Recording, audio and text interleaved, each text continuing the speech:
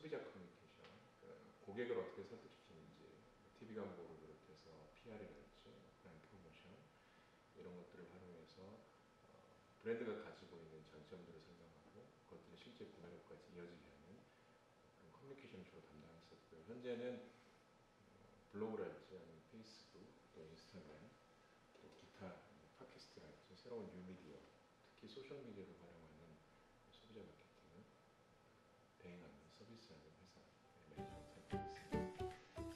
실제 제가 일상에서는 블로그로도 활동을 하고 있는데 주로 일상에서 일어나는 일들을 주로 소재를 하다 보니까 물론 이제 장점은 있습니다. 왜냐하면 평소에 잘 몰랐던 것들에 대해서 블로그로 글을 쓰려면 굉장히 관찰을 많이 해야 되고 또 메모도 해야 되고 기록도 해야 되고 사진도 찍어야 되고 그래서 실제 마케터로서 제가 활동하는데 일상에서 올 수 있는 그런 장점도 있는 반면에 한편으로는 일상 자체가 일이 될 수 있으니 그런 부분은 실제 여행을 가거나 맛집을 가더라도 마음 편하게 즐기지 못하는 어려움이 분명히 있는 거죠. 그래서 유일하게 제가 이제 재밌게 좀 마케팅이나 이런 업무적인 것들을 벗어나서 할 수 있는 방법은 한 가지가 있는데 그건 같은 장소를 두 번 가거나 한 번 갔던 곳은 처음에 이제 취재나 콘텐츠를 모아야 된다는 욕심 때문에 제대로 즐기지 못하고 한 번 하고 난 곳을 다시 가게 되면 그때는 좀 더 마음 편하게 즐길 수 있겠죠. 그래서 결국은 일상하고 업무하고 좀 사실 많이 혼재되어 있긴 한데요.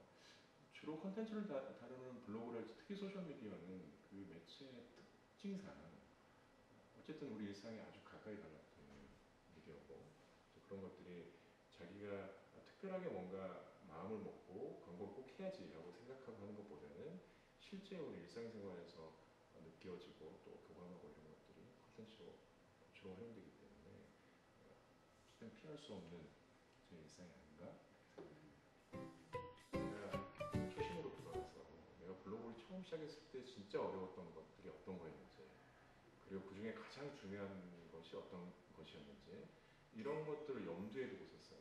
그래서 결론적으로 말씀드리면 여러 가지 기술적인 부분이 아무리 발달한다 할지라도 블로그에 있어서의 핵심은 콘텐츠다 라는 생각에 사실은 다다르게 됐고요. 나머지 부분은 약간은 좀 기술적이고 테크니컬하고 또 테크닉이 필요하긴 하지만 근본적으로 안에 들어있는 콘텐츠 자체가 충실하거나 좋지 않으면 절대 소비자들이 좋아하지 않는다라는 생각 때문에 전체 이제 블로그 마케팅 책에서도 크게 보면 구성은 한 세 가지로 볼 수 있는데요. 기본적으로 앞부분에서는 어찌됐든 간에 저희가 집을 지을 때도 설계도나 조감도가 필요하듯이 블로그의 기본적인 용어를 정도는 알아야 되겠다. 그래서 그냥 아무 생각 없이 나 블로그 해야지라고 시작하기보다는 사전에 충분히 내가 어떤 컨셉으로 이 블로그라는 집을 지어야 될지라는 부분에 대해서 고민이 충분히 필요하고 그래서 사전에 기획하고 구축을 어떻게 해야 되는지 하는 부분하고 이제 가운데 아주 가장 중요한 부분은 이제 컨텐츠입니다. 기존의 컨텐츠를 다루는 책들이 꽤 나와 있어요. 근데 그런 책들의 가장 큰 이제 제가 생각했을 때 조금 어렵다라고 판단되는 부분은 대부분의 글쓰기라는 것이 이제 어떻게 하면 글을 잘 쓸까 이런 책들은 블로그 책 말고도 많이 나와 있어요.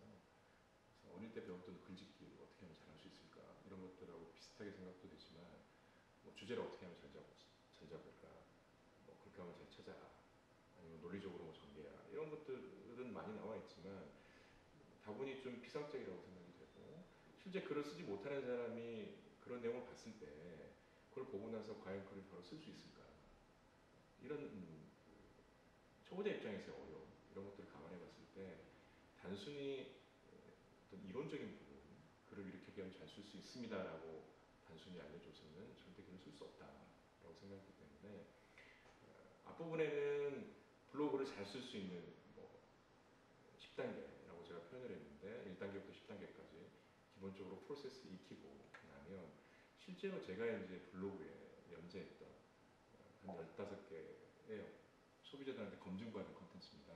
포탈 메인에 실제로 떠서 굉장히 많은 사람들이 홍보하고 또 댓글도 달아주고 추천했던 그런 글들을 사전에 이 글을 쓸 때 어떤 계획, 의도를 가지고 썼는지 그리고 제목은 어떻게 잡았는지 그리고 본문 구성을 어떻게 했는지 이런 것들을 실제 이 책을 보는 사람들이 따라서 해보면 상대적으로 쉽게 조금씩이라도 자기가 자기 스스로의 것으로 만들 수 있도록 생각하고요. 책을 이제 자연스럽게 따라서 하다 보면 일반 글짓기와 블로그의 글짓기는 분명히 다르다는 사실을 알 수 있는데요. 제가 생각하는 블로그 글쓰기는 정말 블로그스러워야 된다. 너무 당연하게 생각했지만 사람들이 처음에 좀 어렵다고 생각하는 게 이제 너무 글을 고급스럽게 쓰려고 하거나 또 어렵거나 전문적인 용어를 써서 너무 혈압적으로 쓰거나 또 아주 장문의 전문 지식을 보여주기 위해서 bun문과 장문, 만연체 글을 쓰거나 이런 것들 때문에 사실 한두 번 쓰다가 쉽게 포기하게 되는 경우가 많은데 블로그는 말 그대로 아주 블로그스러워야 되고요. 블로그스럽다는 것은 특정 지식이랄지 아주 좋은 타겟의 사람들보다는 일반 사람들이 상식적으로 아주 쉽게 이해할 수 있는 아주 짧고 간결하고 또 재미있고 명료하고 이런 글들. 그래서 일반 사람들이 읽어도 쉽게 그냥 읽을 수 있는. 거꾸로 생각하면 내가 어떤 정보를 찾기 위해서 인터넷을 검색했을 때 들어가서 다른 사람의 블로그로 봤을 때 어떤 글이 잘 읽혀지느냐 이런 것들을 거꾸로 역지사지를 해보면 어떤 글이 과연 블로그스럽게 잘 쓰는 글인지는 분명히 알 수 있고요. 이제 이런 글들 15개를 저희가 충분히 일반 유저들한테 검증받은 블로그스러운 글들을 저희가 사례로 모아놨습니다. 물론 이제 좋은 컨텐츠를 쓰는 것도 중요하지만 기본적으로 블로그라는 것은 특히 우리나라 같은 경우는 네이버를 비롯한 포털 검색에서 사실 자유롭지 못합니다. 그래서 개인적으로 아무리 글을 잘 써도 많은 사람들한테 보여지게 하고 노출이 되게 하려면 검색 알고리즘에 잘 맞도록 또 내 글이 검색 엔진에서 검색을 했을 때 잘 보여질 수 있도록 하는 최소한의 장치가 필요합니다. 소위 저희가 이제 검색 엔진 최적화라고 하는데요. 우리나라는 80% 이상의 네이버가 장악을 하고 있기 때문에 일반 사람들이 어떤 주제나 특정한 정보를 검색했을 때 내 글을 보게 하게 하려면 제가 글을 기본적으로는 잘 써야 되지만 검색 엔진이 찾아낼 수 있도록 일종의 신호등 같은 역할을 해줘야 됩니다. 그래서 검색 엔진 최적화가 굉장히 중요하고요. 뒷부분에서는 누구라도 이 책을 보면 처음에 내가 어떤 키워드를 활용해서 발굴하고 또 실제 검색 최적화를 할 수 있는지에 대해서도 제가 수년간 쌓았던 노하우를 그대로 실어놨어요. 그래서 처음 하시는 분들도 쉽게 따라할 수 있도록 저희가 해놨으니까요. 그 부분도 굉장히 중요한 부분이라고 생각되고 컨텐츠와 검색 최적화 이 두 부분이 이 책의 블로그 마케팅의 핵심이라고 생각합니다. 물론 상당 부분 많은 기업에서 블로그 마케팅을 하고 있지만 아직도 블로그 마케팅을 하지 않고 있는 회사들이 훨씬 많은데요. 근데 과연 블로그 마케팅을 왜 해야 되느냐 라고 보면 마케팅 관점에서 보면 저희가 소비자들한테 어떤 정보를 알리고 또 설득시키는 마케팅 플랫폼 굉장히 많이 있습니다. 소위 이제 저희가 가장 많이 보는 TV 광고부터 시작해서 신문이랄지 라디오, 잡지, 또 요즘 인터넷 배너 광고, 또 모바일 광고, 소셜 미디어 이렇게 있지만 4대 매체, 특히 TV 광고를 하는 회사 입장에서 보더라도 TV 광고에다가만 온리 제가 100%다 쓴 거에 비해서 TV 광고의 90%를 쓰고 나머지 10%를 소셜 미디어에 같이 포트폴리오에서 사용하면 결과적으로는 나중에 투자 자원 대비 ROI가 훨씬 더 높다. 결국 이제 소위 저희가 IMC라고 하는데 통합적 마케팅 커뮤니케이션 차원에서 봤을 때 한두 가지의 미디어를 좀 좁게 쓰기보다는 소셜 미디어는 일종의 이제 양념 미디어라고 하는데 저희가 음식을 할 때도 본재료가 있고 부재료가 있잖아요. 이런 것처럼 찌개를 끓일 때 김치찌개를 끓일 때 김치도 들어가고 두부도 들어가지만 거기에 또 알맞은 양념들이 들어가요. 전체 음식이 맛깔스러워지는 것처럼 TV 광고가 몸통이지만 또 이걸 서포트할 수 있는 소셜 미디어를 같이 써주는 것이 광고 미디어 믹스 차원에서 훨씬 더 효과적이다라는 부분이고요. 또 1인 기업이랄지 소상공인들 일단 이런 분들은 크게 마케팅 비용을 쓸 수가 없기 때문에 기본적으로는 대량의 자원을 투하할 수 없고 이런 분들 입장에서도 블로그 마케팅은 초기에 3개월에서 6개월 정도만 꾸준하게 열심히 투자를 하시면 나중에 회사가 성장함으로 인해서 블로그가 계속 좋은 콘텐츠가 쌓이고 또 특별하게 큰 비용을 들이지 않더라도 마케팅을 나중에 잘 할 수 있는 허브 내지는 플랫폼으로 성장시킬 수 있기 때문에 조그만 기업을 하시는 분들한테 필요한 플랫폼이라고 생각합니다. 제가 추천드리고 싶은 것은 어찌됐든 블로그라는 것은 일종의 자기의 전문성 내지는 꾸준하게 뭔가 다른 사람이 하지 못하거나 또 하기 귀찮아하거나 또는 알고 싶어하는 이런 이야기들을 자기만의 색깔 또 자기만의 관점을 가지고 표현하는 것이 굉장히 중요하다고 생각되기 때문에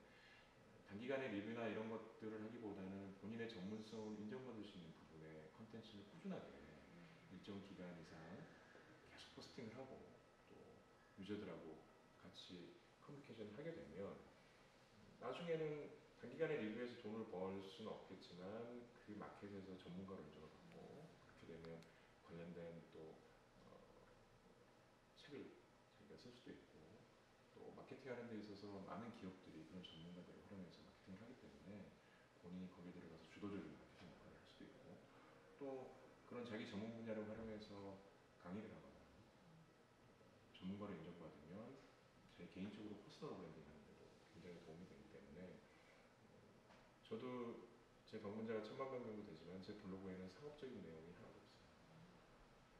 그래서 상업적이 하나도 없이 제가 블로그를 했지만 저도 나름대로 블로그로서 마켓에서 사람들이 인정해주고 하는 부분은 초기에 그런 유혹에 빠지지 않고 마케팅이라는 저의 전문 분야를 계속 꾸준하게 계속 저희가 커뮤니케이션 했기 때문에 일정 수준 이상의 사람들이 저 사람은 어떤 블로그다라고 인정받을 수 있는 좋은 기회가 되지 않나 그런 생각이 들어서 너무 조급하게 생각하지 마시고 본인의 색깔로 본인의 전문 분야를 꾸준하게 블로그를 하는 것이